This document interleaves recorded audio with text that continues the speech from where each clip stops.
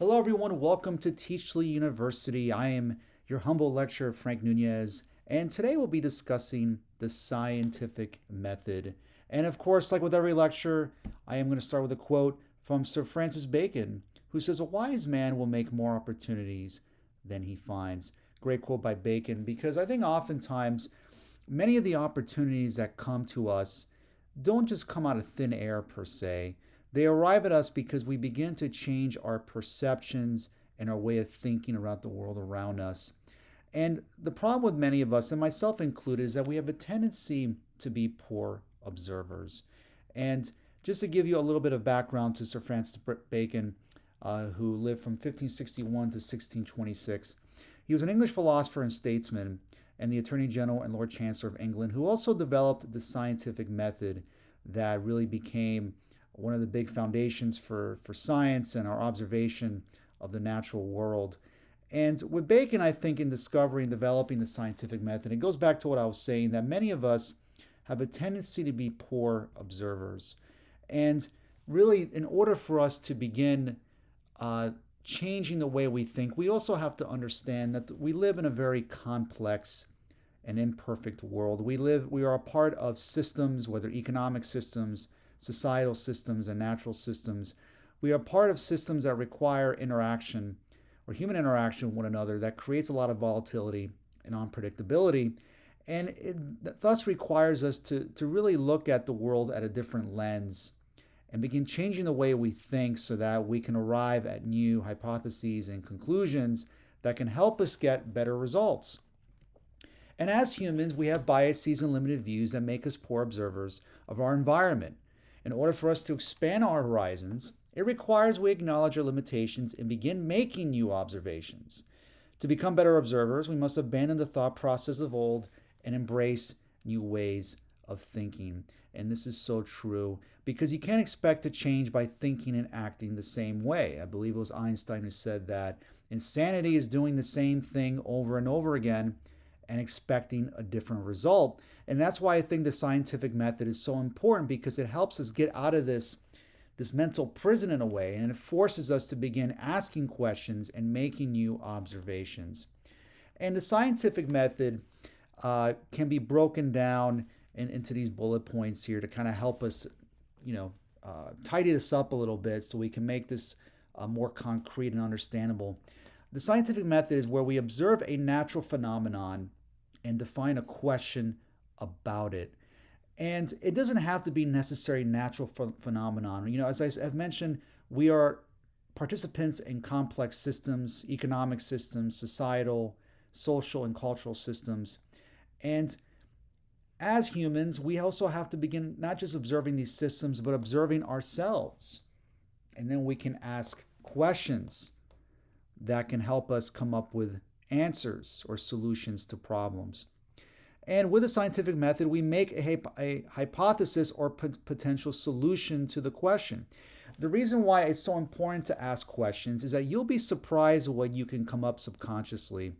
And I create a course called Power Writing, a guide to tapping into your inner genius, where I really discuss how subconsciously we're making connections underneath the surface of our consciousness or our awareness, where we're making these connections without us even realizing it. And when we begin to ask questions, you'll be surprised that how powerful your brain is, where you can come up with a solution to a given problem. And it's important that we really begin to change the way we think in order to really maximize or utilize or recruit these mental faculties that we all have. It's also important to test the hypothesis. Again, we have to try to prove it. Is the solution possible? Is it true? And this takes some guesswork out of it. This is really where trial and error comes in. We want to test this hypothesis. If the hypothesis is true, find more evidence or find counter evidence. So we want to find more evidence whether or not the hypothesis is true, but also if it's not true. Because, as I said, we do have our biases. And sometimes, obviously, we're prone to being wrong. So is the hypothesis true? And we also want to find evidence to the contrary.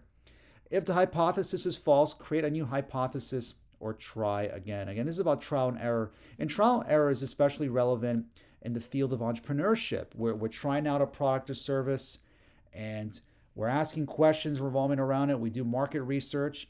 And if we see that maybe this product or service may not jive in the general market, we want to change course, find more data and research, and try to draw up new hypotheses and conclusions.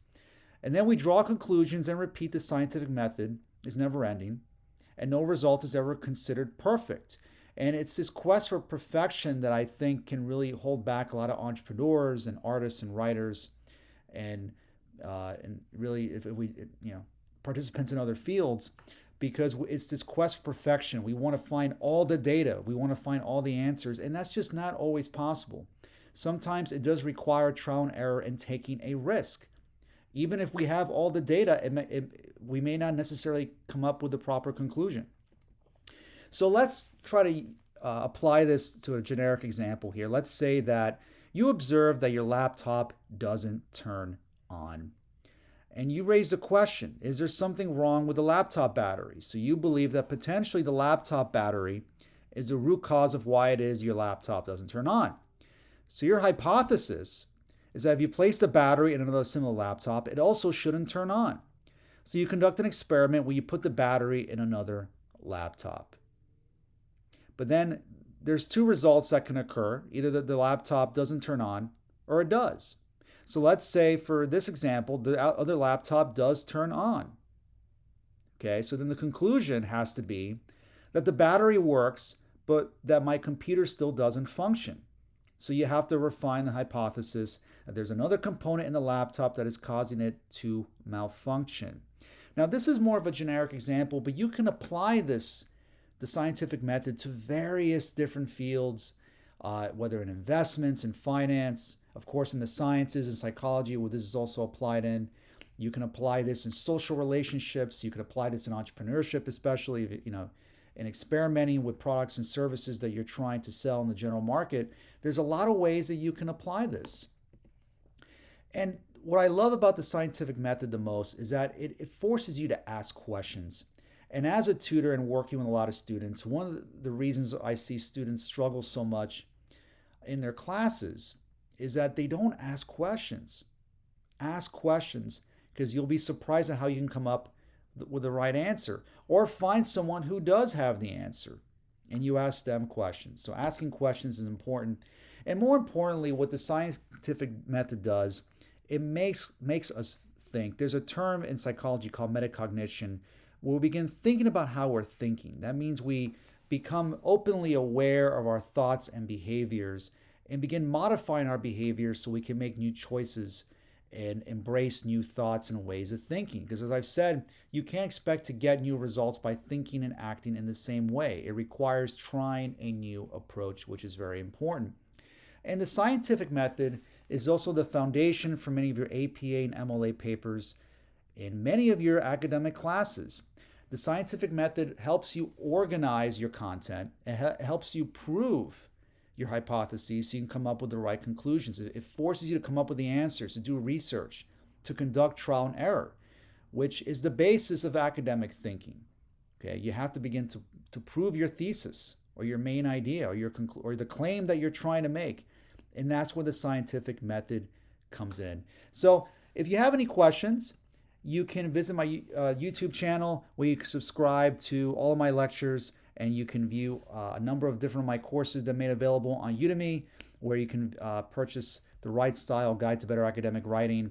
That is a great primer for academic courses that you're taking that's going to help you with your writing and critical thinking abilities.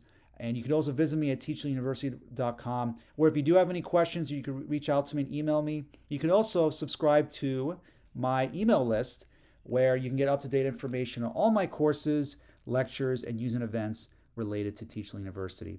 So thanks so much for watching my lecture today, and I'll see you next time.